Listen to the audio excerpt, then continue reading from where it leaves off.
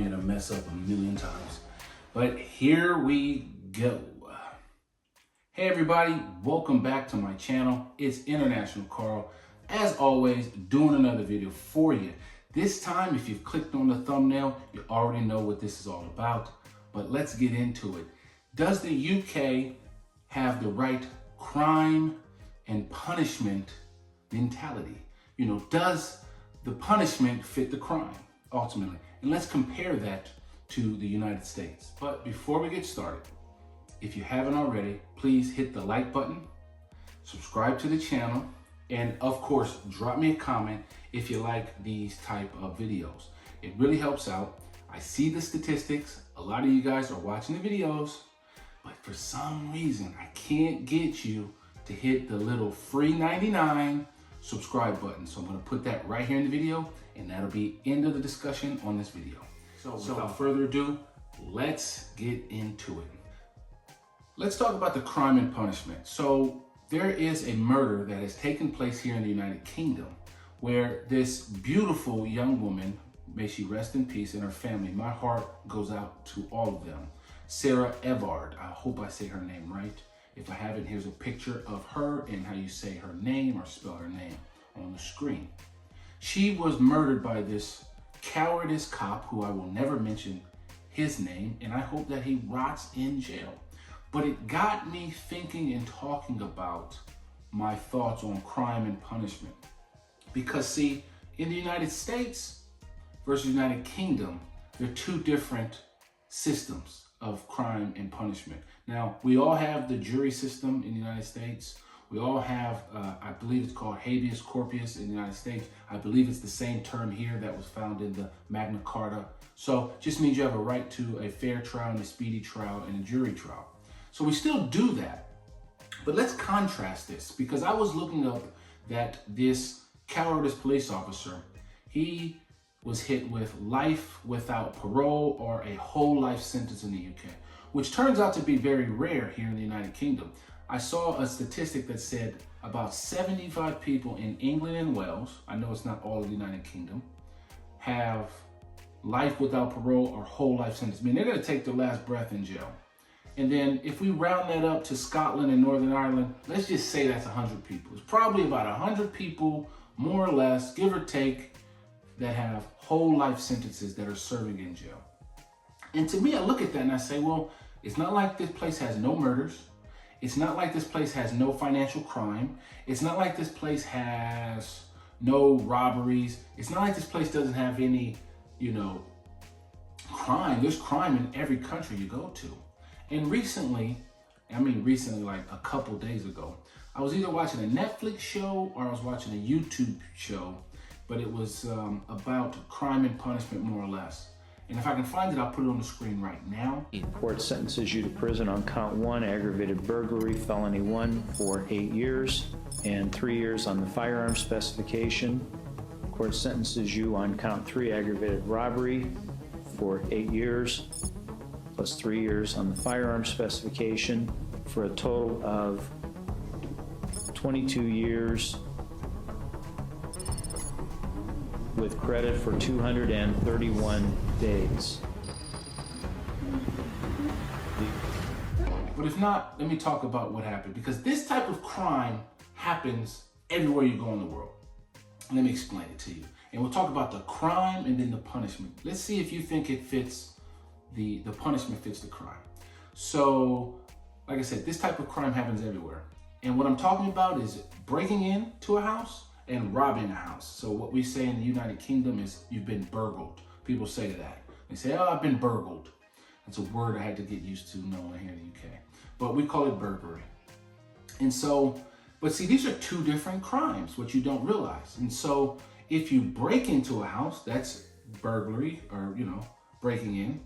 But then if you actually take something, that's robbery.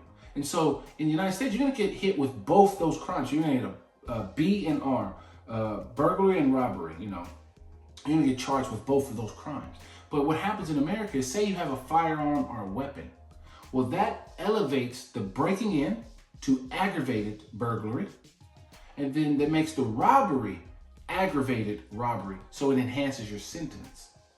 But then if you have a gun, that's another crime. So you can get hit with 4 crimes for the same, I guess, circumstances of events, right? Breaking into a house, taking something and leaving, right? And if you didn't, kidnap them, hand tie them up, etc., etc. But let's just say you just got these 4 crimes. Somebody breaks into your house in the middle of the night with a weapon, a bat, a gun, you name it, a knife, takes something from your house, leaves with your house. In the United States, you're gonna hit with at least 4 crimes.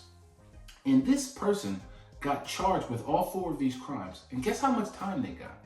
Because I always joke with people that in the United States, they hand out 20, 25-year sentences like they're just handing out candy. You get 25, you get 25, you get 25. Hey, everybody gets 25-year sentences. We got them plenty to go around.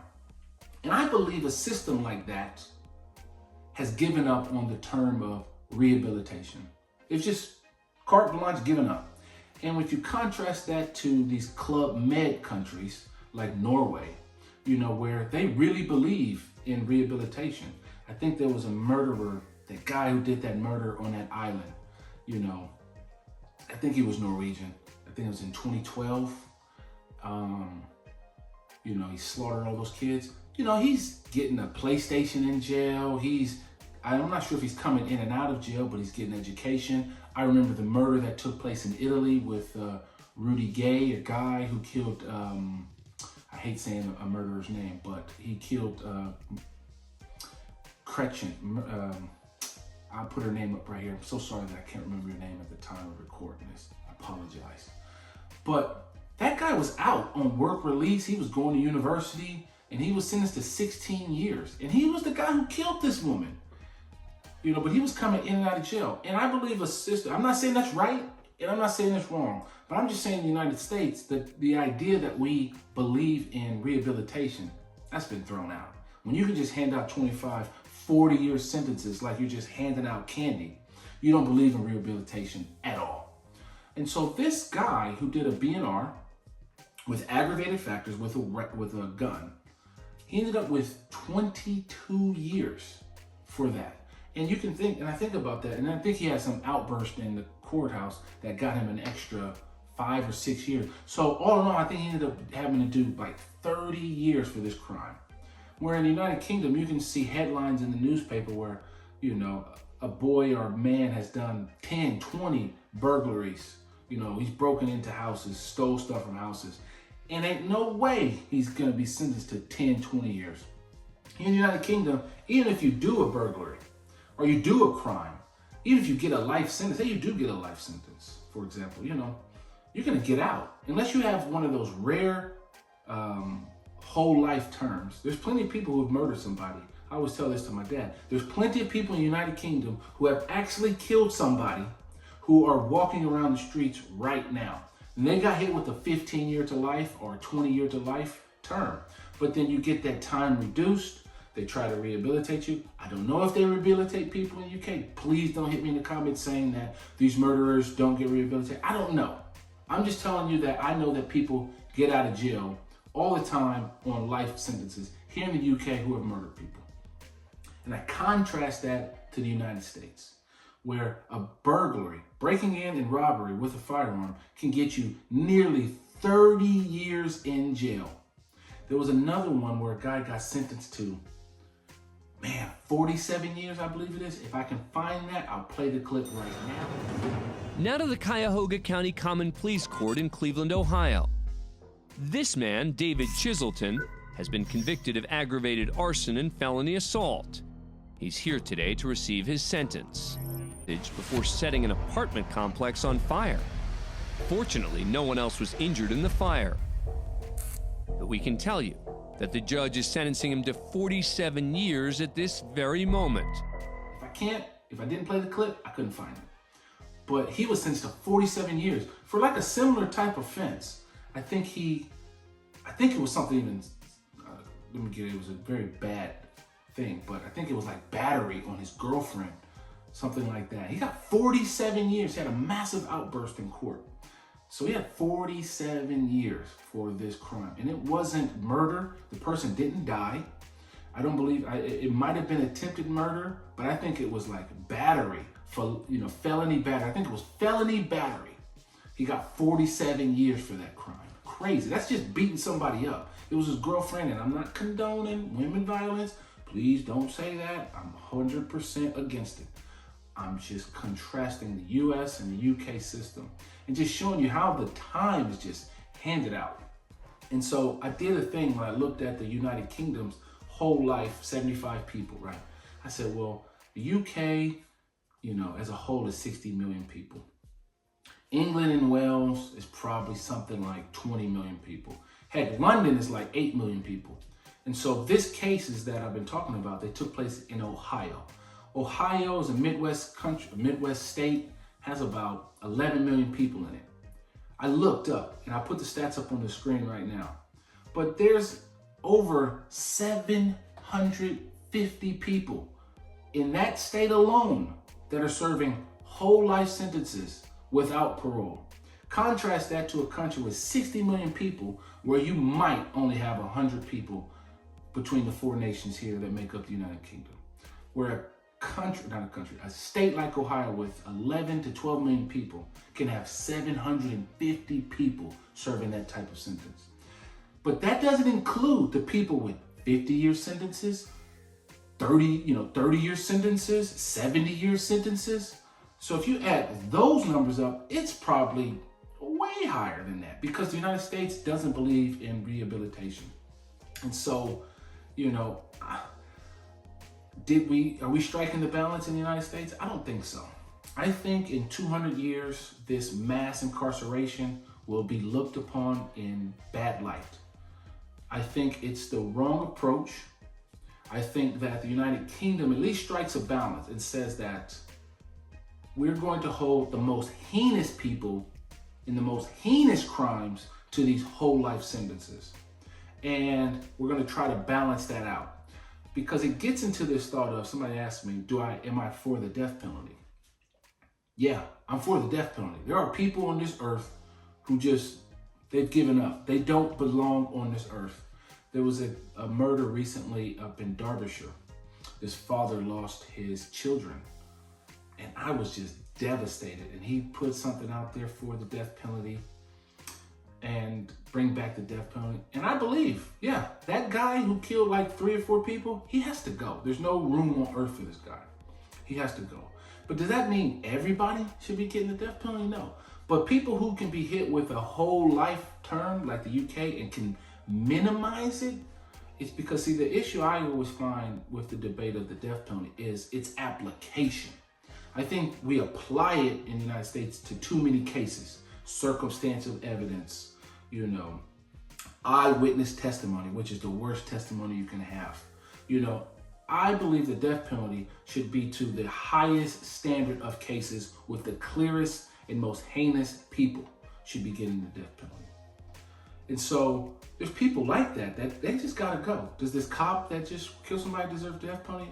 It's pretty heinous what he did. There's an argument to me that could be made that he has to go. But if you believe he can get a whole life sentence, then I believe he can get the death penalty.